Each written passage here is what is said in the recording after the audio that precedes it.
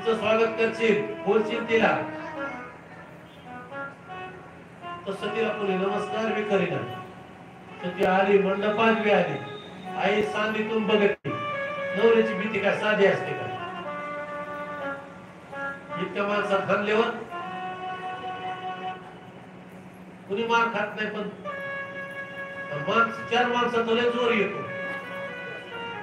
दक्ष कसा होता? अहंकारी होता ना, जास्त अहंकारी माणसाला जोर येतो, गर्विष्ठ माणसाला उगाच अधिकार दाखवायचा. सगळे माणसं गेले घरात जोर दाखवा बरं म्हणून, मग गावडा मग घालून हे करायचे खरे खरे का खरे नाही असं. आता काय म्हणता? मग सती आली, पाहिलं सतीनं, तिला ते बरोबर वाटलं नाही. थांबली सती, मान दिला नाही, येते सुरू झाला. सगळे आवडी टाकायला लागले ऋषी मुनी. ओम इंद्राय नमः स्वाहा, सूर्याय नमः स्वाहा, भौमाय नमः स्वाहा, सोमाय नमः स्वाहा, बृहस्पते नमः स्वाहा, शुक्राय नमः स्वाहा, शनेश्वराय नमः स्वाहा, राहवे नमः स्वाहा, केतवे नमः स्वाहा. आकाशात पतितं पूयं यथा गच्छति सागरं, सर्व देवी देवताय नमः स्वाहा.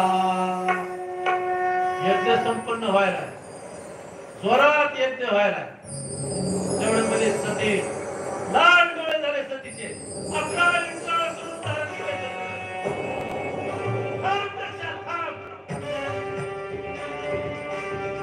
सतीचे ओठ थरथर कापू लागलेले, कापायला लागलेले. देवाचा देव महादेव आहे, तुझा जावई आहे, त्याला निमंत्रण दिलं नाही, तुझा यज्ञ पूर्ण होणार नाही. माझ्या पतीला अपमान केलाय, पत्नी अपमान पतीचा सहन करते. म्हणून इथंच ती आता सती जाणार आहे. आणि या यज्ञामध्ये आकाशाला डोळा गेलेला आहे. हर दिशेने सतीनं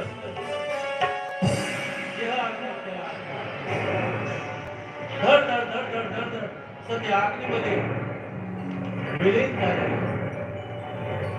हा हा म्हणता बातमी भगवान शंकराला कळाली. तोपर्यंत नंदीश्वराची लाई लाई आणि नंदीश्वराने धडका देऊ ऋषीमुनी असे पळून गेलेले, ब्रह्मदेव लपून बसलेले, विष्णू निघून गेलेले आणि बरेचसे दक्ष राजाचे सैन्य घायाळ केलेले.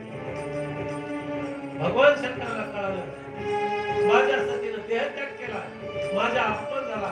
बघा हिचं नाव पतिव्रता, तिचं नावच सती. आणि अक्षरशः भगवान शंकरांनी एक केस जगातला उपटला म्हणजे असा आपटला. वीरभद्र निघाले, वीरभद्र भगवान की.